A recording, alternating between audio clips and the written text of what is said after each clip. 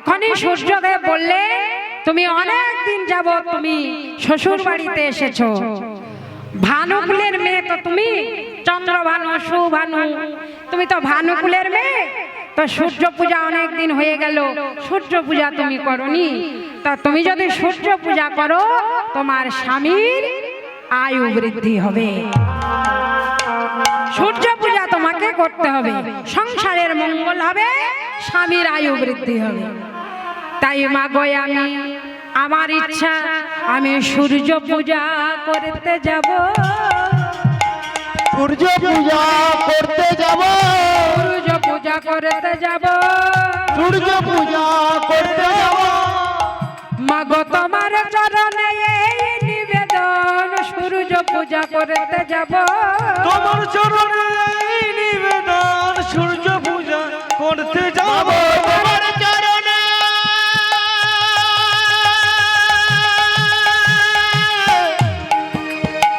এই নিবেদন,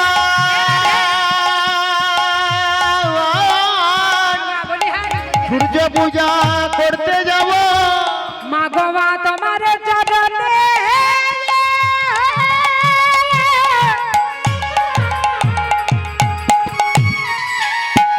এই নিবেদন, সূর্য পূজা করতে যাব, তোমার চরণে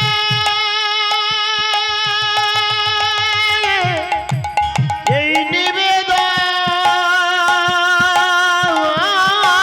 তাই গৌর হরি বল। আমরা সূর্য পূজা করতে যাব। বাহ! তো সূর্য পূজা করতে যাবেন বলে আসুন, এখানে আসুন, একটু বসুন, এখানে এসে একটু বসুন। রাধে।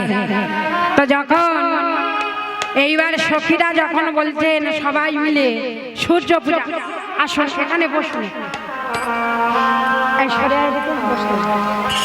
যখন সূর্য পূজা করতে যাবেন বলেছে, এইবার বলেছেন ঠিক আছে বৌমা, আমার আয়ানের মঙ্গল কামনার্থে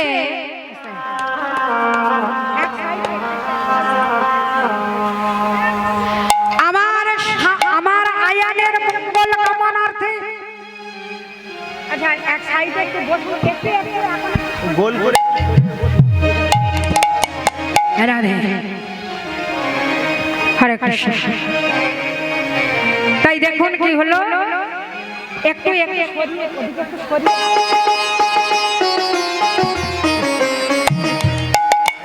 হরি বল, হরি বল।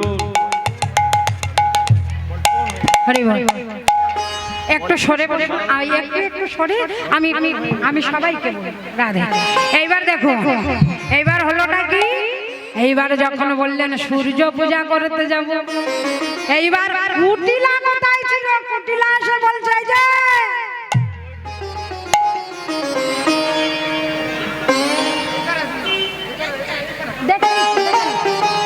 এখানেও বসুন, কিছু এদিকে বসুন।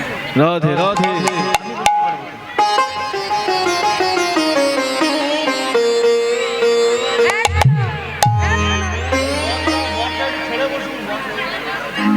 শোনো শোনো, এই যে এটা কে গো? কুটিলে, কুটিলে চেনো তো কুটিলাকে? তোমাদের ঘরে কুটিলা আছে? এই যে বাবাদেরকে বলবো না, মায়েদেরকে বলবো, মাইরা তোমাদের ঘরে কুটিলা আছে? কুটিলা আছে? কুটিলাকে রাধারানীর কে হয়? রাধারানীর কুটিলা কে হয়? ননদি। তা নেই তোমাদের ঘরে? নেই, প্রত্যেকের ঘরে আছে কি, তাই না? প্রত্যেকের ঘরে ননদি আছে না? এখন কুটিলা এসে বলছেন এই যে ও মা, আরে ব্যাপারটা কি, তুমি ওই বইয়ের কথা ভুলে তুমি ওদেরকে সূর্য পূজা করতে পাঠাচ্ছ? হ্যাঁ, এদের কথা ভুলে তুমি সূর্য পূজায় পাঠাবে?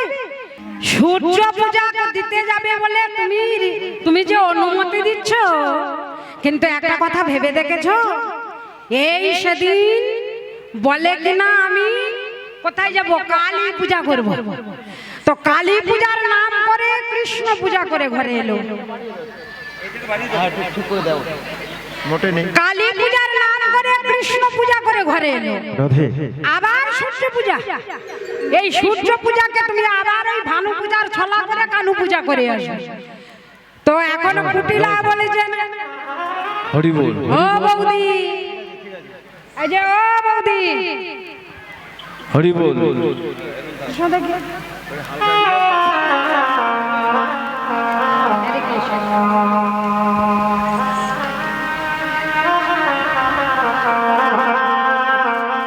হরি বল হরি বল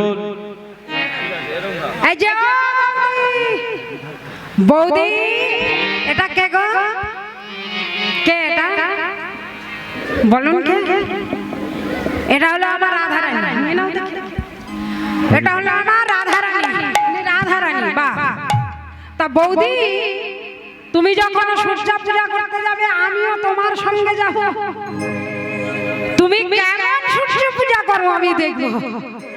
তুমি সূর্য পূজা করো আর মনে মনে বলছো সূর্য পূজা না কানু পূজা আমি দেখবো। আমিও তোমার সঙ্গে যাব। এখন রাধারানী এত চালাকি শিখেছে, রাধারানীকে আমরা আলা ভোলা গোয়ালিনী বলে জানি, কিন্তু রাধারানী বলেছেন বেশ তো, এতে অসুবিধার কি আছে? তোমাদের ঘরের নিয়ম শৃঙ্খলা আমি তো বুঝি না, কারণ আমি কোনোদিন সূর্য পূজা করতে যাইনি এখানে থেকে। তা তোমাদের ঘরে আলাদা নিয়ম থাকতে পারে, তা তুমি আমার সঙ্গে গেলে তুমি আমাকে পূজাটা দেখিয়ে শুনিয়ে নেবে, এটা তো ভালো কথা। চলো ননদিনী। এখন ললিতা বিশাখা বলেছেন, এই রাধে, তোর এই কুটিলা ননদিনী গেলে তুই কি তার দেখা পাবি? বলে ওরে ললিতা, ওরে বিশাখা, ওরে ললিতা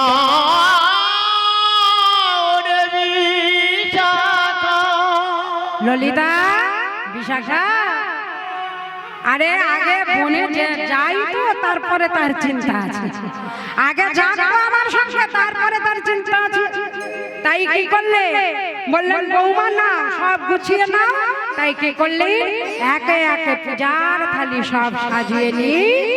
ললিতা বিশাখা রেখা তঙ্গ বিদ্যা রঙ্গদেবী সুচিত্রা সবাই মিলে চলেছেন সূর্য পূজার ছলনা করে।